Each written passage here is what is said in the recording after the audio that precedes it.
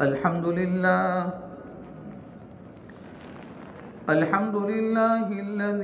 Lump यज़ल वला यज़ालु हय्यन क़य्यूमा समीअन क़दीरन मुदब्बिरन बसीरा व नशहदु अन ला इलाहा इल्लल्लाहु वहदहु ला शरीका लहु व नशहदु अन्न सय्यदना व सनदना व नबियना व हबीबना व मौलाना मुहम्मदन अब्दुहु व रसूलुहु अम्मा बअदु फ़अऊज़ु बिल्लाहि मिनश शैतानिर रजीम बिस्मिल्लाहिर रहमानिर रहीम या अय्युहल्लज़ीना आमनू क़ू अन्फुसकुम व अहलीकुम नारा सदक़ल्लाहुल अज़ीम। अल्लाहुम्मा सल्लि अला सय्यिदिना मुहम्मदिन व अला आलि सय्यिदिना मुहम्मदिन व बारिक व सल्लिम। हक़ ताला जल्ल शानहू ने इस रुए ज़मीन पर बेशुमार नेमतों से मुझे और आपको मालामाल किया है। जिस जुमा के मुबारक वक्त में और मुख्तसर वक्त में एक ऐसी नेमत जिस नेमत के हुसूल के लिए दुनिया का हर इंसान परेशान है और दुनिया का हर इंसान उसके लिए मेहनतें जद्दोजहद और कोशिशें करता है, बल्कि देखा जाता है कि उस नेमत के हुसूल के लिए बंदा अपने ईमान को भी कभी कभी बर्बाद करने पर और ईमान को ज़ाये करने पर पहुंच जाता है। वो नेमत है औलाद की नेमत, कि जिस नेमत के हुसूल के लिए मालदार हो, गरीब हो, कोई भी इंसान हो, हर एक आदमी ये चाहता है कि मेरे यहाँ औलाद की नेमत हो। जब किसी मुसलमान के घर में बच्चा पैदा होता है, सबसे पहले बच्चे का काम होता है रोना। इसीलिए जो बच्चा दुनिया में आता है, अगर वो रोता नहीं है तो डॉक्टर उसको इंजेक्शन के जरिए से, किसी दवाई के जरिए से उस बच्चे को रुलाते हैं। और जब वो बच्चा रोता है तो घर वाले खुशी मनाते हैं। बल्कि अगर कोई बच्चा दुनिया में आया और कोई नकलो हरकत नहीं की, यानी रोने की कोई सूरत इख्तियार नहीं की, तो घर वाले परेशान होते हैं। मालूम ये हुआ इस बच्चे का दुनिया में आकर रोना ये भी एक नेमत है। इसीलिए जब बच्चा दुनिया में आता है, रोता है, तो वो रोते रोते अपने घर वाले को एक पैगाम देता है, एक सबक देता है। वो बच्चा यूँ पैगाम देता है कि मेरे रोने पर और मेरे बिलबिलाने पर मेरी तमाम ज़रूरियात आप पूरी करने वाले हैं। असबाब के दर्जे में माँ उस बच्चे के लिए बेचैन और बेताब हो जाती है, बाप बेचैन और बेताब हो जाता है, क्योंकि अब उसकी ज़रूरतों को पूरा करना है। बच्चा रोते हुए अपने घर वाले को, अपने माँ बाप को, बल्कि अगर बहुत गहरी नज़र से देखा जाए तो बच्चा रोते हुए दुनिया के हर इंसान को ये पैगाम दे रहा है कि देखो मैं दुनिया में आया तो रोता हुआ आया और मेरे रोने पर तुमने मेरी ज़रूरत को पूरा किया है। याद रखो मेरे घर वालों और दुनिया के इंसानों, अगर तुम पर जब हालात आ जाए, मुसीबतें आ जाए, तुम्हारी कोई ज़रूरत आ जाए, तो किसी और के दर पर जाने की ज़रूरत नहीं है। जब मैं रोता हूँ तो मेरी ज़रूरत पूरी हो जाती है। अगर तुम खुदा के सामने रोने वाले बन जाओगे, वो खुदा तुम्हारी सारी ज़रूरतों को पूरा कर देगा। फिर मुसलमान के घर में बच्चा पैदा हुआ तो उसके दाहिने कान में अजान कही, बाएं कान के अंदर इकामत और तकबीर कही, ये दूसरा पैगाम दिया जाता है। अब ये पैदा होने वाले बच्चे के ज़रिए से और हम में से हर एक को ये पैगाम दिया गया है, ये मैसेज दिया गया है, ये सबक दिया गया है। हमारे कान में अजान हो गई, हमारे कान में इकामत तकबीर हो गई और ये सबक दिया गया कि दुनिया में पैदा होने वाले बंदे, तेरी अजान हो गई है, तेरी इकामत हो चुकी है, तेरी सिर्फ नमाज जनाजा बाकी है। ज़िंदगी बहुत मुख्तसर है ये मुख्तसर और छोटी ज़िंदगी के अंदर तुझे अपने आप को अपने पैदा करने वाले खालिक और मालिक को राज़ी करना है। तू दुनिया में आया, रोता हुआ आया, घर वाले जलेबी और मिठाई तकसीम कर रहे थे और पूरे मोहल्ले और पूरे गांव के अंदर एक शोर था, एक खुशी का माहौल था। दुनिया में इस तरह ज़िंदगी गुजार के जाना, चाहे घर वाले रो रहे हो लेकिन तू हंसता हुआ है। अब ये अजान कही गई, अजान एक बहुत बड़ी इबादत है, एक बहुत बड़ा मैसेज और पैगाम है। मैंने और आपने ये समझ लिया कि सिर्फ अजान सिर्फ नमाज के लिए है। उसकी हक़ाइक़, उसकी हिकमतें बहुत वसी है। क्यों कि जिस खानदान में पैदा हुआ है और जिस माँ की गोद में इस बच्चे ने आँख खोली है और जिस बाप के साए तले इस बच्चे ने आंखें खोली है, वो खानदान बड़ा नहीं है, वो समाज बड़ा नहीं है, वो सोसाइटी बड़ी नहीं है, वो मुआशरा बड़ा नहीं है, कोई चीज़ बड़ी नहीं है। सबसे पहले पैदा होने वाले बच्चे के कान में अजान के कलिमात कहलवा कर उसके दिल के अंदर ये बात पैदा की गई और जमाई गई, दिल पर ये बात नक्श कराई गई कि अल्लाहु अकबर, अल्लाहु अकबर, अल्लाह की ज़ात सबसे बड़ी है, कोई बड़ी चीज़ नहीं है। ये दुनिया और दुनिया की सारी चीज़ें कोई बड़ी नहीं है, न तू बड़ा है, न तेरे घर वाले बड़े हैं, न तेरा कबीला और ख़ानदान बड़ा है। अगर कोई बड़ी ज़ात है वो अल्लाह की ज़ात सबसे बड़ी। क्यों कि अल्लाहु अकबर, अल्लाह सबसे बड़ा है, वो सारी चीज़ों पर कादिर है। पहले ही दिन से इस पैदा होने वाले बच्चे के कानों के ज़रिए से दिल पर यह बात जमाई गई कि अल्लाहु अकबर, अल्लाह सबसे बड़ा है, ताकि वो दुनिया की किसी चीज़ को बड़ा न समझे। उसके दिल के अंदर अल्लाह की रुबूबियत, उसकी वहदानियत और उसकी उल्हियत बच्चे के दिल में जम जाएगी। तो फिर ये बच्चा बड़ा होने के बाद वो खुदा की दीन की दावत पर चलेगा, ईमान को अपने ज़िंदगी के अंदर लेकर चलेगा, ईमान की दावत को लेकर चलेगा, ताकि ये पहले ही दिन से इसके कानों के अंदर अल्लाह की रुबूबियत जमाई गई है। और ये पैगाम दिया गया कि जैसे अजान हुई फिर इसके बाद तकबीर होती है, फ़ौरन नमाज शुरू हो जाती है। ये पैगाम दिया गया है, ओ अल्लाह के बंदे, दुनिया की रंगरेली में और दुनिया की ये नक्शो निगार वाली चीज़ों में अपने आप को कहीं मशगूल न कर देना कि जिसके ज़रिए से तू अपने ज़िंदगी के अंदर और दुनिया में आने के मकसद को भूल जाए। दुनिया की ज़िंदगी बहुत मुख्तसर है, बहुत छोटी ज़िंदगी है। इस मुख्तसर ज़िंदगी को खुदा की दी हुई नेमतों को इस्तेमाल करते हुए खुदा को राज़ी करने वाले अहकाम के अंदर ज़िंदगी गुजार कर उसको राज़ी करना है, उस मालिक को राज़ी करना है, उस खालिक को राज़ी करना है।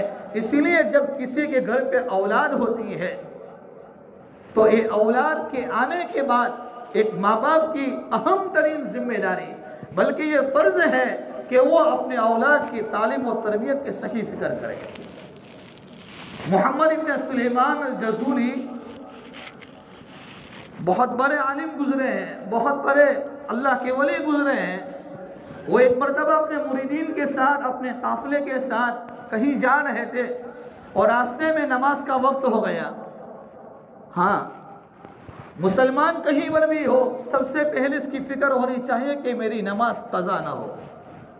तो वो अपने मुरीदीन के साथ, अपने शागिर्दों के साथ सफ़र में जा रहे थे। ज़ोहर की नमाज का वक्त ख़त्म होने की तैयारी है, बेताब और परेशान है कि पानी मिल जाए, वुज़ू करके नमाज अदा कर लें। रास्ते में कहीं जंगल के अंदर एक कुआं नज़र आया, वहीं बस्ती गुजर रही थी। कुएं के पास गए और इधर उधर नज़र दौड़ाई कि पानी अंदर में मौजूद है, लेकिन पानी निकालने के लिए डोल और रस्सी नहीं है। पानी कैसे निकाला जाए? दूर से एक बस्ती से एक 10 साल की मासूम बच्ची सारे मंजर को देख रही थी, दौड़ती हुई आई, कहने लगी, बड़े मियाँ आपको देख रही हूँ, बड़े परेशान हैं। कहा बेटी, नमाज पढ़ना है, नमाज का वक्त निकलने की तैयारी है, कहीं मेरी नमाज क़ज़ा ना हो जाए और पानी अंदर मौजूद है, डोल रस्सी नहीं है। वो बच्ची कहने लगी, बड़े मियाँ तो पानी निकालने के लिए डोल रस्सी की ज़रूरत क्या है? तो कहा कि बच्ची फिर 2 रस्सी नहीं है तो पानी कैसे निकलेगा? बड़ा मासूमाना जवाब दिया, चलो मैं आपको वहां ले जाती हूँ। उसने अपना लुआब, अपना थूक निकाला और कुएं में डाला, पानी नीचे से ऊपर आ गया। वुज़ू कर लिया, नमाज अदा कर ली। नमाज पढ़ने के बाद उस बच्ची के घर पर गए, दस्तक दी, पूछा कौन? जवाब दिया मोहम्मद इब्न सुलेमान। कहा किस वजह से आना हुआ है? कहा जो मसला था, जो परेशानी थी वो तो दूर हो गई, लेकिन एक दूसरी बात ने हैरान कर दिया है कि ये 10 साल की मासूम बच्ची, उसके अंदर कौन सी ऐसी सलाहियत है, कौन सी ऐसी चीज़ें हैं जिसकी बुनियाद पर एक थूक डालने की वजह से पानी नीचे से ऊपर आ गया है। वो कहने लगी अपनी मासूमाना अंदाज में, बड़े मियाँ सुनो, वो कहने लगी बड़े मियाँ मेरी माँ रात को मुझे सोने नहीं देती है जब तक कि मैं रोजाना 1000 मरतबा दुरूद शरीफ न पढ़ूं। ये तो वो बच्ची कह रही है कि जब तक मुझे मेरी माँ सोने नहीं देती कि जहाँ तक मैं 1000 मरतबा दुरूद शरीफ न पढ़ लूँ। हम अपने दिलों पर ये बात लेकर जाएं और अपने गिरबान में झांकें, आज जुमा का मुबारक दिन है, हमने कितनी मरतबा दुरूद शरीफ का एहतमाम किया। हमारी ज़िंदगी जैसी होगी ना, वैसे हमारी आलो औलाद की ज़िंदगी पर उसका असर होगा। हमारी ज़िंदगी में जो होगा, इसीलिए उलमा ने लिखा है कि जब माँ अपने बच्चे को दूध पिलाती है और अपने सीने से लगाती है और उसको अपनी छाती से लगाती है, तो जाहिर में लगता है कि माँ अपने बच्चे को सिर्फ दूध पिलाती है, हालांकि वो दूध नहीं पिलाती, वो दूध के ज़रिए से अपने तक़वे का असर और अपने गुनाहों का असर बच्चे के पेट में ट्रांसफ़र करती है। अगर हम चाहते हैं आज मौजूदा दौर में, इस हालात में, अहम तरीन ये हमारी जिम्मेदारी है, हम इसको मामूली ना समझे, हम इसको नफली दर्जे में ना समझे। जहां मुझे और आपको अपने ईमान की हिफाजत की ज़रूरत है, इन मौजूदा हालात में अपने बच्चों की तालीम और तरबियत की और उसके ईमान की हिफाजत करना, उसका ईमान बाकी रहे, उसका ईमान सलामत रहे, वो दुनिया के किसी भी कोने में जाए वो ईमान पर जमा रहे, ईमान पर इस्तिकामत के साथ रहे, ये मेरी और आपकी जिम्मेदारी है। माँ बाप अपने बच्चों को बेहतरीन से बेहतरीन खाना खिलाता है, महंगे से महंगे कपड़ा पहनाता है और सब कुछ करता है। कुरान करीम से हम पूछते हैं, कुरान करीम के ने याकूब अलैहिस्सलाम के वाक़ये को जिक्र किया और फरमाया अम कुंतुम शुहदा इज़ हदर याकूब अल मौत। जब याकूब अलैहिस्सलाम की मौत का वक्त आया, इन्होंने अपने तमाम बेटों को जमा किया और तमाम बेटों से ये सवाल किया, ओ मेरे बेटों, मेरे मरने के बाद तुम किसकी इबादत करोगे? तालीम और तरबियत ये बहुत अहम तरीन एक जिम्मेदारी है, इसको मामूली ना समझे। बल्कि उलमा ने यहाँ तक लिखा है, अगर हम अपने औलाद की तालीम और तरबियत में सुस्ती करते हैं और वो कहीं और रास्ते पर चले गए, तो उसके गुनाहों का एक हिस्सा हमारे नामा है अमल में लिखा जाए। हम समझते हैं हम बड़े दीनदार हैं, बड़े अक्लमंद, बड़े समझदार हैं, नहीं, हमारी जहां हम अपने ईमान की हिफाजत करते हैं, अपने आलो औलाद के ईमान की हिफाजत करना ये अहम तरीन फरीज़ा है। कौन ऐसा बाप है और कौन ऐसी माँ है जो अपने घर के अंदर अपने बच्चों को बिठाकर उसके पास से पूरे दिन की कारगुजारी ले? अल्लाह के नबी सल्लल्लाहु अलैहि वसल्लम के ज़माने में एक सहाबिया, एक औरत एक बच्चे को अपने करीब में बुला रही थी, जैसे नाना और दादा अपने नवासों और पोतों को करीब में बुलाता है, या फिर अगर हम किसी बच्चे को लेकर, अपने बच्चे को लेकर किसी पड़ोस में चले गए या पड़ोसी का बच्चा हमारे घर आ गया, वो हमें देखकर घबराता है, वहशत करता है, हम उसको करीब करने के लिए, मानूस करने के लिए और उसको अपने करीब करने के लिए जैसे हम अपने जेब में हाथ डालते हैं, हमारी मुट्ठी बंद होती है, कुछ नहीं होता, फिर भी उस बच्चे को फुसलाते हैं। उसी तरीके से वो औरत ने बच्चे को करीब में करने के लिए, बुलाने के लिए अपने हाथों को, मुट्ठी को बंद किया और करीब में किया। अल्लाह के नबी सल्लल्लाहु अलैहि वसल्लम ने उस औरत से कहा, क्या तेरे पास कोई चीज़ है उस बच्चे को देने के लिए? कहा कि हाँ। कहा क्या है? खजूर है। कहा तब तो ठीक है, अगर तू तेरे पास खजूर ना होती, तेरे हाथ में कोई चीज ना होती और ऐसे ही उस बच्चे को करीब में बुलाती है तो तेरे नामाए आमाल में झूठ का एक हिस्सा लिखा जाएगा। अब हम सोचें कि हम सब अपने बच्चों को, अपने दोस्त के बच्चों को, अपने रिश्तेदारों को या किसी भी छोटे बच्चे को करीब में करने के लिए हमारे जेब में कुछ नहीं होता, हमारे हाथों में कुछ नहीं होता, हम ऐसे ही बच्चे को फुसलाने के लिए कहते हैं बच्चों इधर आ, मैं तुझे चॉकलेट देता हूँ, मैं तुझे बिस्किट देता हूँ, हमारे हाथ में कुछ नहीं होता। हम पहले ही दिन से उस बच्चे के दिल के अंदर और उस बच्चे की जिंदगी पर झूठ की आदत को डालते हैं। हम इसको मस्ती और मजाक समझते हैं। नहीं, तालीम और तरबियत जैसे आदमी चौकन्ना रहकर आदमी अपने बच्चों को चाहे कितना भी महंगा खिलाए, कितने भी उन्हें महंगे कपड़े पहनाए, लेकिन उसके ईमान पर, उसकी तालीम और तरबियत पर, उसकी स्कूल और मदरसे की ज़िंदगी पर हमारी नज़र होनी चाहिए। बल्कि मैं तो हर जगह एक बात ये कहता हूँ कि जब हमारा बच्चा मदरसा पढ़कर आता है, स्कूल पढ़कर जब अपने घर पर आता है, एक बाप की जिम्मेदारी है कि अपने बच्चे से उस मदरसे के औकात की और स्कूल के औकात की कारगुजारी ले। भाई अगर हमने अपने बच्चों को 10 रुपये दिए था और 10 रुपये की वजह से हम उससे कारगुजारी ले, बच्चों मैंने तू स्कूल गया था, मैंने 10 रुपये दिया था, मैंने तुझे एक पेंसिल लाकर दी थी, एक रबड़ लाकर दिया था, ला तेरे बैग खोल के मुझे बता, तेरे स्कूल की बैग खोल के बता। अगर उसकी स्कूल की बैग में से अगर 2 पेंसिल निकलती है, बाप की जिम्मेदारी है सवाल करे दूसरी पेंसिल कहाँ से लाया था। कहीं ऐसा तो नहीं है वो अपने किसी क्लास साथी के लेकर आया और बेचारा मासूम है, अभी नादान है, उसको पता नहीं है, और ये आदत अगर इसकी नहीं सुधारेंगे तो आहिस्ता आहिस्ता ये बड़ा जाकर बड़ा चोर बनने वाला है।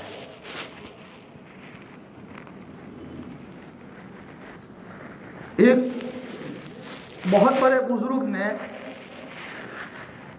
अपनी शादी के बाद अपनी बीवी से ये मुआहदा किया कि देख, मैं भी कभी हराम का लुकमा अपने पेट में नहीं जाने दूंगा और तुझे भी अपने पेट में कभी हराम का एक लुकमा नहीं जाने देना है।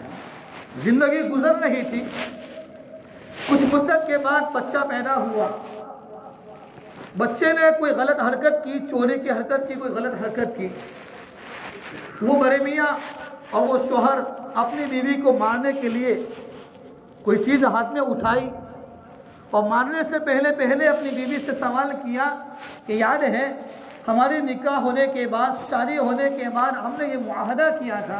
कहा कि हाँ।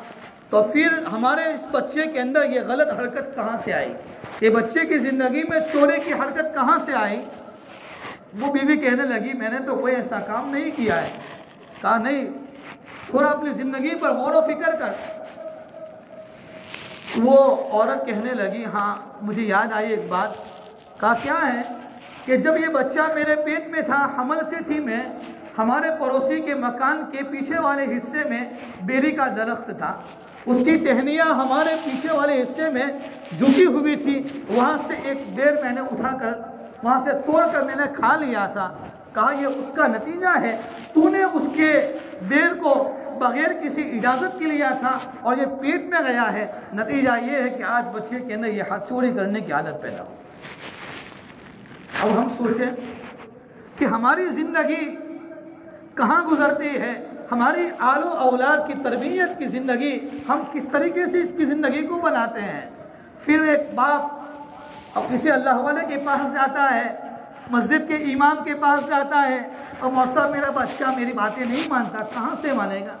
तूने अल्लाह के हुक्म को तोड़ा है, नबी की सुन्नतों को छोड़ा है, तो फिर ज़ाहिरी बात है कि बच्चा आपकी मानने वाला नहीं है। तो तालीम और तरबियत के लिए हमेशा एक उसूल और एक आदाब बनाने चाहिए कि जब मैं अपने घर से निकलता हूँ तो मेरा बेटा भी कहाँ बिस्तर पर सोता न रहे, वो भी मस्जिद में आने वाला बन जाए। बल्कि एक माँ नमाज के वक्त में अपने मुसल्ले को बिछाती है तो वो भी अपने छोटे छोटे मासूम बच्ची को और छोटे छोटे बच्चों को वहाँ छोटा मुसल्ला देकर उसको नमाज की प्रैक्टिस करवाए।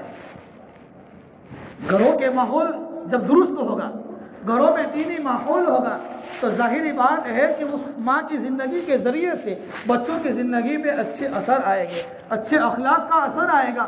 वरना ये बच्चा बड़ा जाकर दुनिया में कहीं जाकर वो बड़ा चोर बनेगा, बड़ा डाकू बनने वाला है, न मालूम कौन सा ऐसा काम करेगा जिसकी बुनियाद पर माँ बाप अपनी ज़िंदगी को, ऐसी ज़िंदगी को तोबर समझेंगे और किसी के सामने अपने चेहरे को दिखाना पसंद नहीं करेंगे।